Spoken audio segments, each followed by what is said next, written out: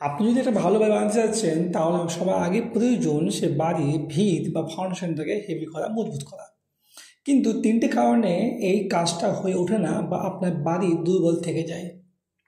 তার মধ্যে প্রধান হচ্ছে আপনি সস্তার মধ্যে বা খুবই অল্প খরচের মধ্যে কাজটা করতে চান।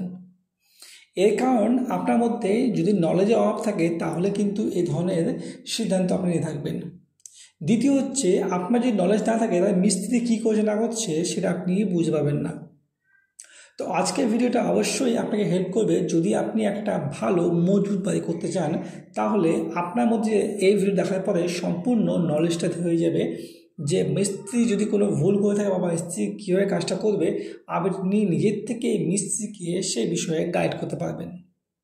তো সম্পূর্ণ ভিডিওটা অবশ্যই দেখবেন শুরু থেকে শেষ পর্যন্ত, কারণ এই ভিডিওতে আমরা 7টি পয়েন্ট নিয়ে আলোচনা করবো যেটা আপনার ফাউন্ডেশনের জন্য খুবই ইম্পর্টেন্ট। স্টেপ বাই স্টেপে 7টি পয়েন্ট যদি আপনি পালন করেন তাহলে কিন্তু আপনার বাড়ির ভিত বা ফাউন্ডেশন খুবই মজবুত হবে এবং বাড়ির আয়ু মিনিমাম 50 থেকে 60 বছর আপনার হয়ে যাবে। বাড়ি যদি ফাউন্ডেশনের মধ্যে গাফিলতি হয়ে থাকে তাহলে কিন্তু বড় একটা দুর্ঘটনা ঘটতে পারে বা আপনার বাড়ির আয়ু কমে যেতে পারে। ফাউন্ডেশনের ভুলের জন্যই বেশিরভাগ ক্ষেত্রে যে বাড়িগুলো ভেঙে পড়ে সেগুলো কিন্তু দেখা যায়। আর এই ফাউন্ডেশনের ভুলের জন্যই আপনার বাড়ির মধ্যে মেনটেন্যান্সের খরচা বেড়ে যায়। তো অবশ্যই জানতে গেলে ভিডিওটি শুরু থেকে শেষ পর্যন্ত দেখবেন। প্রথম পয়েন্টটি হলো লেআউট। একটা বাড়ি ফাউন্ডেশনের কাজ শুরু করার আগে ইঞ্জিনিয়ার যে আপনাকে প্ল্যানটা দিয়েছে সে প্ল্যান অনুযায়ী আপনাকে ভালো মতো লেআউটটা করাতে হবে, আর তার জন্য আপনি মিস্ত্রিকে ইঞ্জিনিয়ার দেওয়া প্ল্যানে দিয়ে লেআউটটা করাবেন এবং সেই লেআউটে আপনি অবশ্যই পিলারের মাপগুলো ভালো মতো চেক করে নেবেন যে যেমন ইঞ্জিনিয়ারিং প্ল্যানিংয়ের মধ্যে দেওয়া আছে সেই অনুযায়ী পিলার টু পিলার মাপগুলো সঠিক হয়েছে কিনা। কারণ লেআউটের মধ্যে যদি ভুল ভ্রান্তি থাকে তাহলে কিন্তু আপনার ঘর বাঁকা হয়ে যেতে পারে, রুমের সাইজ চেঞ্জ হয়ে যেতে পারে আর আপনার জায়গাও নষ্ট হতে পারে। তো সবার আগে লেআউটটা আপনাকে সাহায্য করবে যে আপনি যা ড্রয়িং বানিয়েছেন, যা নকশা বানিয়েছেন বাড়ি বানানোর জন্য সে অনুযায়ী সঠিকভাবে আপনার কলামগুলো প্লেস হবে। ইঞ্জিনিয়ার যে হিসাবে আপনাকে লেআউট ড্রয়িংটা দিয়েছে সে অনুযায়ী আপনাকে সয়েল কাটিং করতে হবে। তো সেকেন্ড পয়েন্টটা হচ্ছে সয়েল কাটিং।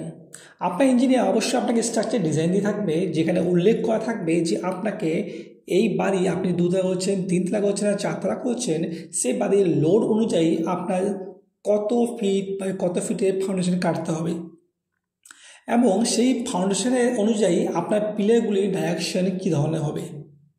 মানে একটা যদি ভালো স্ট্রাকচার বাড়ি করা হয় তাহলে কিন্তু কলামের সাইজ মিনিমাম 10x12 থেকে 10x14 বা 10x16 ইঞ্চি হয়ে থাকে। তো সেক্ষেত্রে একদিকে 10 ইঞ্চি আর একদিকে 16 ইঞ্চির যে কলামের ডাইরেকশন সেটা কোন দিকে 10 ইঞ্চি বা কোন দিকে 16 ইঞ্চি হবে সেটা কিন্তু ইঞ্জিনিয়ারিং দেওয়া ড্রয়িংয়ের মধ্যে আপনি পেয়ে যাবেন। তো অবশ্যই খেয়াল রাখতে হবে যে সেই ড্রয়িং অনুযায়ী বা ডিজাইন অনুযায়ী কলামগুলো প্লেস করা হয়ে থাকে।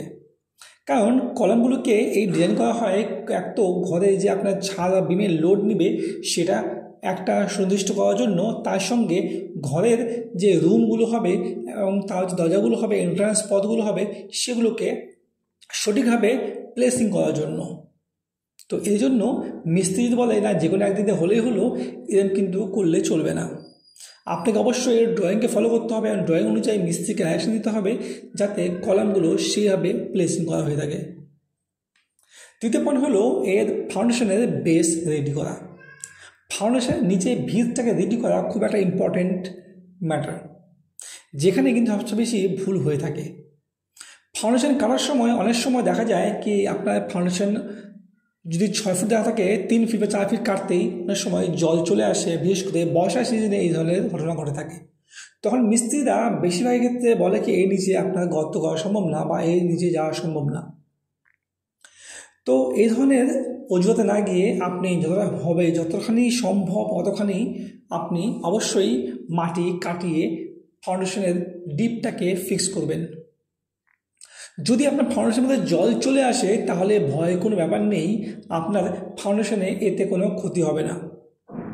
তবে আপনার ফাউন্ডেশনে যদি জল চলে আসে তার যে কিছু উপায় রয়েছে সেগুলো আপনি যদি মেনে চলেন তাহলে আপনার ফাউন্ডেশনটাকে সহজে আপনি সুন্দরভাবে বানাতে পারবেন। আপনার ফাউন্ডেশনের মধ্যে সবার আগে কাটিংয়ের পরে ভালো মতো বালি দিয়ে একটা লেয়ার তৈরি করতে হবে, যেখানে মোটামুটি 3 থেকে 4 ইঞ্চি আপনি একটা বালির লেয়ার তৈরি করেন। আর তারপরে আপনি যদি বোল্ডার বা ভাঙা ইট দিয়ে ধুমুস করেন তাহলে কিন্তু সেই জলের সিপেজটা বন্ধ হয়ে যাবে। এবং এর উপরে আপনাকে 3.5 থেকে 4 ইঞ্চির মিনিমাম একটা পিসিসি বা প্লেন সিমেন্ট কংক্রিট করতে হবে। এই পিসিসি গ্রেড আপনার থাকবে 1:2:3। এই 1:2:3 রেশিওতে আপনাকে মশলা বানিয়ে পিসিসিটাকে ভালো মতো করে নিতে হবে, এবং এই পিসিসি করার পরে আপনার জলের সম্ভাবনা আরও কমে যাবে। তো যদি আপনাকে এবার থেকে মিস্ত্রি বলে কি না আপনার ফাউন্ডেশন বেশি দরকার নেই, তাহলে অবশ্যই বোঝাবেন যে আপনার ইঞ্জিনিয়ার যে ফাউন্ডেশনের ডিপ দিয়েছে সে অনুযায়ী আপনাকে কাজ করতে হবে। একটা 3তলা বাড়ি ফাউন্ডেশনের জন্য আপনার মিনিমাম 4 থেকে 4.5 ফিট গর্ত করতেই হবে, এবং একটা ভালো ফাউন্ডেশন দিতে গেলে আপনাকে 5.5 থেকে 6 ফিট পর্যন্ত কাটতে হবে। ইঞ্জিনিয়ার 4তলা বিল্ডিং বা 3তলা বিল্ডিংয়ের জন্য অবশ্যই 5.5 থেকে 6 ফিটকেই আপনাকে পরামর্শ দিয়ে থাকবে। যদি আপনি ফাউন্ডেশনের ডিপ বেশি করতে পারেন তাহলে তার জন্য অল্টারনেটিভও কিছু ব্যবস্থা আছে, তা আপনার ইঞ্জিনিয়ার কাছ থেকে পরামর্শ করে আপনি জেনে নেবেন। 4 নম্বর পয়েন্টটা খুবই গুরুত্বপূর্ণ, কারণ আপনার রড কাটিং কিন্তু বিশেষ করে ডিপেন্ড করে ফাউন্ডেশনের স্ট্রেংথের উপরে। ফাউন্ডেশনে যে লোহাগুলো ইউজ করবেন সেগুলোতে অবশ্যই আপনার মরিচামুক্ত বা জংমুক্ত হয়ে থাকে। যদি আপনার ফাউন্ডেশনের রডের মধ্যে মরিচা বা জং লেগে থাকে তাহলে সেগুলোকে অবশ্যই রাস্ট অফ দিয়ে আপনি পরিষ্কার করে নেবেন, যাতে কোনোভাবে মরিচা সেখানে অবশিষ্ট না থাকে। রডগুলোকে কাটতে হবে এমন করে যাতে আপনাকে কোনোভাবে জয়েন্ট আপনার ফাউন্ডেশনের মধ্যে না পড়ে। ফাউন্ডেশনে যে বেস তৈরি করা হবে সেটি অবশ্যই আপনি 12 mm রড দিয়ে করবেন, এবং 5 ইঞ্চি সেন্টারে আপনি রডগুলো বাইন্ডিং করাবেন। এবং এর সাইজ যেটা হবে সেটা আপনার ফাউন্ডেশনের যে আপনার সাইজ, মানে আপনার ফাউন্ডেশনের গর্তের সাইজ যদি আপনার 5 ফিট হয়ে থাকে তাহলে আপনাকে মিনিমাম 3 ইঞ্চি করে উভয় সাইডে কভারিং রাখতে হবে। কোনোভাবে আপনার এই রড বা জালি রড যাতে মাটির সংস্পর্শে না আসে তার জন্য আপনাকে বিশেষভাবে খেয়াল রাখতে হবে। ভার্টিক্যাল যে মেন রডগুলি আপনি কলামে ইউজ করবেন সেগুলোকে অবশ্যই অল্টারনেটভাবে কাটতে হবে যাতে জয়েন্টগুলি এক জায়গায় না পড়ে। মানে মিনিমাম যদি 4টে রড আপনি দিয়ে থাকেন ভার্টিক্যালি, তাহলে 4টে রডের মধ্যে 2টো জয়েন্ট এক জায়গায়, 2টো জয়েন্ট যাতে মিনিমাম 3 থেকে 4 ফিট দূরে হয়ে থাকে। জয়েন্টগুলো যদি এক জায়গায় হয়ে যায় তাহলে কিন্তু সেই কলামের ফেল হওয়ার চান্সেস 90% থেকে যাবে। কলামের রডগুলি কাটিং করার সময় অবশ্যই লক্ষ্য রাখবেন যাতে এগুলি কোনোভাবেই আপনার কলামের মাঝখানে জয়েন্ট না ফেলে। জয়েন্ট সবসময় বিমের উপরে বা বিমের নিচে আপনার হয়ে থাকবে। কলামের মিডিলে যদি জয়েন্ট হয়ে থাকে তাহলে কিন্তু সেক্ষেত্রেও আপনার কলামের ফেলিয়ারের একটা চান্স থেকে যায়। এরপরে যেটা হচ্ছে সবথেকে ইম্পর্টেন্ট পয়েন্ট সেটা হচ্ছে বাইন্ডিং করার নিয়ম। কলামে যখন রডগুলো বাইন্ডিং করবে সবসময় লক্ষ্য রাখবেন যাতে প্রত্যেকটা পয়েন্টে স্টিরাপগুলো বা রডগুলোকে বাইন্ডিং করা হয় বাইন্ডিং ওয়ার দিয়ে। এক্ষেত্রে অবশ্যই লক্ষ্য রাখবেন যাতে বাইন্ডিং ওয়ারগুলো নতুন হয়ে থাকে, বেশি পুরনো বা জং ধরা বাইন্ডিং ওয়ার আপনি ইউজ করাবেন না। বাইন্ডিং করার সময় অবশ্যই লক্ষ্য রাখতে হবে যাতে সঠিক স্পেসিংয়ে আপনার রডগুলোকে প্লেস করা হয়। মানে যদি 5 ইঞ্চি স্পেসিং দেওয়া হচ্ছে তাহলে সমস্ত রড যাতে আপনার সমান 5 ইঞ্চির স্পেসিংয়ের মধ্যে হয়ে থাকে। এমন যাতে না হয় যে একদিকে 5 ইঞ্চি হলো, একদিকে 7 ইঞ্চি হলো, কোনো দিকে 6 ইঞ্চি হলো, কোনো দিকে 4 ইঞ্চি হলো, এমনটি যাতে না হয়ে থাকে।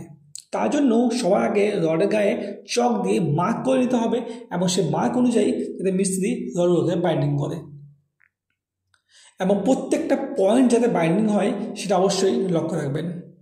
কলামের মধ্যে যখন স্টিরাপ বা রিংগুলোকে বাইন্ড করা হবে তখন অবশ্যই লক্ষ্য রাখতে হবে যাতে রিংগুলোর যে জয়েন্ট বা এল হুকগুলো আছে সেগুলো কোনোভাবেই এক জায়গায় একদিকে মুখ করে না থাকে। স্টিরাপের জয়েন্টগুলো কলামের মধ্যে আপনার অল্টারনেট করে চারিদিকে সমানভাবে ভাগ করে করে নিতে হবে। মানে একটা দিকের জয়েন্ট যদি আপনার নর্থে হয় আর একটা দিকের জয়েন্ট আপনার সাউথে হবে, তারপর এটা ওয়েস্ট হবে, তারপরে ইস্টে হবে। মানে ঘুরে ঘুরে আপনাকে জয়েন্টগুলোকে রাখতে হবে যাতে একদিকে একভাবে রিংয়ের জয়েন্ট কোনোভাবে না আসে, কারণ এটাই হচ্ছে সবথেকে বড় মারাত্মক ভুল যে কারণে কলামের ফেলিয়ার ঘটে থাকে। এই সঙ্গে লক্ষ্য রাখতে হবে কলামের রিংগুলোকে বা স্টিরাপগুলোকে যাতে সমান দূরত্বের মধ্যে বাঁধা হয়ে থাকে। বেশিরভাগ ক্ষেত্রে দেখা যায় যে ছোটোখাটো বাড়ি বা গ্রামের বাড়ির ক্ষেত্রে মিস্ত্রি সম বাঁচানোর জন্য রিং বা স্ট্র্যাপগুলো কম বেঁধে দেয় এবং ডিস্টেন্সগুলো এই রিং টু রিং বা স্ট্র্যাপ টু স্ট্র্যাপের ডিস্টেন্সগুলো অনেক বেশি করে দেয়। কলামের মধ্যে যখন স্ট্র্যাপ বাইন্ডিং করবে অবশ্যই তার ডিস্টেন্স 5 থেকে 6 ইঞ্চির বেশি হবে না, মানে 125 থেকে 150 মিলিমিটার পর্যন্ত এর সেন্টার ডিস্টেন্স হতে পারে, তার থেকে বেশি কোনোভাবেই হবে না। স্ট্র্যাপগুলোকেও অবশ্যই খুব ভালোভাবে বাইন্ডিং করতে হবে বাইন্ডিং ওয়্যার দিয়ে, যাতে কোনোভাবেই কোনো জায়গায় ফাঁকা না থেকে যায়। এই স্ট্র্যাপগুলো প্রোটেকশন করে আমাদের কলামের ভার্টিক্যাল রডগুলোকে সোজা দাঁড়িয়ে থাকার জন্য, এবং এই স্ট্র্যাপগুলো যদি কোনোভাবে ফেলিয়ার ঘটে বা কোনোভাবে যদি ভুলভ্রান্তিভাবে লাগানো হয় তাহলে কিন্তু কলামের মধ্যে ফেলিয়ার ঘটে এবং কলামগুলো তাড়াতাড়ি খুব অল্প সময়ের মধ্যেই বেঁকিয়ে পড়ে বা ফেটে যায়। ঢালাই করার আগে অবশ্যই আপনি লক্ষ্য রাখবেন যাতে আপনার স্টিরাপের সাইডে আপনার কভারিং বরাবর সব দিকে থাকে। তার জন্য আপনাকে লেআউটের সময় যে আপনি লাইন দড়ি দিয়ে লেআউট করেছেন কলামগুলো প্লেসিং করাবেন, তখন যাতে সেই লাইন দড়ি দিয়ে ভালো মতো কলামগুলোকে চেক করে নেওয়া হয়, যাতে কলাম ঠিক জায়গায় প্লেস হয়ে থাকে এবং কলামের মধ্যে কভারিংটাও ভালো মতো পেয়ে থাকে। কারণ অনেক সময় দেখা যায় যে যেই চেকিংটা না হওয়ার জন্য বা কলামকে ভালো মতো সাহুল করে না বসানোর জন্য কলাম ভুল জায়গায় বসে যায় এবং ঢালাই হয়ে যাওয়ার পরে যখন দেখা যায় যে ভুল হয়েছে সেই কলামকে আবার বেঁকে জ্যাকেলিং করে নিয়ে এসে ঠিক জায়গায় প্লেসিং করা হয়। এই জ্যাকেলিংয়ের জন্য যে আপনার রডকে বাঁকাতে হয় এটা কিন্তু মারাত্মক একটা ভুল। কোনোভাবে ইচ্ছাকৃতভাবে এই ধরনের ভুল করা যাবে না, কারণ আপনার ফাউন্ডেশনের মধ্যে যদি এই ধরনের ভুল হয়ে থাকে তাহলে গোটা বাড়ি আপনার স্টার্টিংয়েই ভুল হয়ে গেল, তো বাকি বাড়িটা অবশ্যই আপনার ভুলের ওপরে দাঁড়িয়ে থাকবে। তো সেক্ষেত্রে অবশ্যই লক্ষ্য রাখবেন যাতে কলামে প্লেসিংটা সুন্দরভাবে হয়ে থাকে। আর কভারিং করতে যাওয়ার প্রয়োজন যাতে লোহার বাইরে আপনার মিনিমাম 1.5 থেকে 2 ইঞ্চি কভার পায়, সেটা কলামে হোক ফাউন্ডেশনে হোক বা পেডিস্টালে হোক, সব জায়গাতে অবশ্যই আপনার কিন্তু কভারিংটা অবশ্যই দরকার, যাতে মশলা লোহার চারিদিকে অবশ্যই ভালো মতো বসে থাকে। যদি এই কভারিংটা বেশি হয়ে থাকে কোনো দিকে তাহলে কিন্তু ঢালাই খুব তাড়াতাড়ি ফেটে যাওয়ার চান্স থাকে, বা যদি আপনার কভারিংটা কমে যায় তাহলে কিন্তু ঢালাই ফেটে যাওয়ার চান্স থাকে। তো সেই জন্য কভারিংটা আপনাকে একদম পর্যাপ্তভাবে রাখতে হবে। আর এই জন্য আপনি যদি পারেন কভার ব্লক ইউজ করবেন, যাতে করে আপনার কভারিংয়ের কোনো সমস্যাই হবে না। এই পরপর হচ্ছে ঢালাই ম্যাটেরিয়ালস। আপনি যখন ঢালাই করাবেন তার জন্য ম্যাটেরিয়ালস অবশ্যই আপনাকে বেছে নিতে হবে খুব ভালো গুণগত মানের। বালির মধ্যে যাতে কোনোভাবে আপনার মাটির কণা মিশ্রিত না থাকে সেটা আপনাকে সুনিশ্চিত করতে হবে। সবার আগে বালি ভালো মতো বাছাই করে আপনাকে কিনতে হবে। বালি যদি অনেক দূরে পড়ে থাকে আপনার কাছে তাহলে কিন্তু আপনি কাজ শুরু করার আগে একবার বালিকে চালাই করে নেবেন। বালি চালার জন্য ছাঁকনি পাওয়া যায়, সেই ছাঁকনি নিয়ে আমার মিস্ত্রিকে অবশ্যই বলবেন বালিকে চেলে তারপর ইউজ করতে, নাহলে কিন্তু বালির মধ্যে থাকা মাটি এবং অন্যান্য নোংরা পদার্থগুলো আপনার ঢালাইকে দুর্বল করে ফেলবে। ঢালাইয়ের জন্য যখন আপনি পাথর কিনবেন তখন অবশ্যই লক্ষ্য রাখবেন যাতে পাথরের সাইজ 10 mm থেকে 20 mm মধ্যে হয়ে থাকে। এর থেকে ওভার সাইজ পাথর অবশ্যই ইউজ করবেন না, নাহলে কিন্তু আপনার ঢালাইয়ের মধ্যে একটা ভয়েড সৃষ্টি করবে এবং ঢালাইকে আপনার দুর্বল করে ফেলবে। তার সঙ্গে আপনার ঠিকাদার বা মিস্ত্রিকে অবশ্যই আগে থেকে বলে যাবেন ঢালাই করার সময় অবশ্যই কংক্রিট ভাইব্রেটার ইউজ করা হয়। যে কোনো ঢালাই কাজ আপনি যখন করবেন তখন অবশ্যই কংক্রিট ভাইব্রেটার ইউজ করবেন, না হলে ঢালাইয়ের মধ্যে আপনার ভয়েডস থেকে যাবে এবং সেই ঢালাই দুর্বল হয়ে যাবে। সিমেন্ট কেনার সময় অবশ্যই সুনিশ্চিত করবেন যাতে সিমেন্ট কারেন্ট ডেটের হয়ে থাকে। যদি ঢালাই করার সময় কোনোভাবে আপনার মনে হয় যে সিমেন্ট জমাট বেঁধে আছে তাহলে সেই সিমেন্ট বস্তাতে আপনি অবশ্যই কাজ করবেন না। সিমেন্ট একবার যদি জমে যায় তাহলে কিন্তু সেটা আর দুবারা আর জমাট বাঁধবে না, তার জন্য সিমেন্টকে সবসময় ফ্রেশ ইউজ করতে হয়। এবার সবার লাস্ট যেটা হচ্ছে ঢালাই পদ্ধতি। ঢালাই করার সময় অবশ্যই আপনাকে লক্ষ্য রাখতে হবে ঢালাই করা যে মশলা তৈরি করা হচ্ছে সেটা যাতে খুব ভালো মতো মিশ্রণপ্রাপ্ত হয়ে থাকে। এই জন্য চেষ্টা করবেন যাতে মিক্সচার মেশিন দিয়ে যদি আপনি মিশ্রণটাকে তৈরি করাতে পারেন তাহলে উত্তম। এর সঙ্গে ঢালাই যে মিস্ত্রি থাকে বা ঢালাই যে লেবার থাকে তারা কিন্তু খুব তাড়াহুড়োর মধ্যে কাজ করে, যার ফলে সঠিক রেশিও অনুযায়ী মিশ্রণটা তৈরি হতে পারে না। ঢালাইয়ের সময় অবশ্যই যাতে এই রেশিওটা ঠিকঠাক মতো তৈরি হয় এবং জলের পরিমাণটা যথাযথভাবে দেওয়া যায়, তার জন্য কিন্তু আপনাকেই থাকতে হবে সজাগ। ঢালা করার সময় অবশ্যই বেশিক্ষণ ধরে রেখে দেওয়া মশলা যাতে ইউজ না করা হয়, মানে মশলা তৈরি করার পর তৎক্ষণাৎ 15 থেকে 20 মিনিটের মধ্যে যাতে সে মশলাকে ইউজ করে নেওয়া হয়, কারণ ঢালাই মশলা 30 মিনিটের মধ্যে জমাট বাঁধতে শুরু করে। এরপরে কিন্তু যদি আপনি সেই মশলাকে ইউজ করতে চান তাহলে তার মধ্যে স্ট্রেংথ অবশ্যই কমে যাবে। এই সমস্ত বিষয়গুলো যদি মাথায় রাখেন বাড়ির ফাউন্ডেশন ঢালাই করার সময়, তাহলে অবশ্যই আপনার বাড়ির ভিত মজবুত হবে এবং সেটা দীর্ঘমেয়াদী হবে। ভিডিওটা কেমন লাগলো কমেন্ট বক্সে লিখতে ভুলবেন না। আর আপনার যদি কোনো প্রশ্ন থাকে আমাদেরকে অবশ্যই কমেন্ট বক্সে লিখতে পারেন। আপনাদের প্রত্যেকটা কমেন্টে আমরা পড়ি এবং সেগুলো নিয়ে আমরা বিবেচনা করি যে কীভাবে আপনাদেরকে তার সলিউশন দেওয়া যাবে।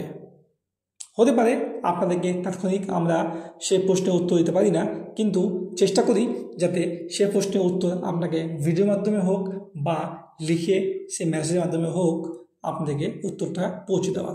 ভিডিও ভালো লাগলে অবশ্যই লাইক শেয়ার করতে ভুলবেন না।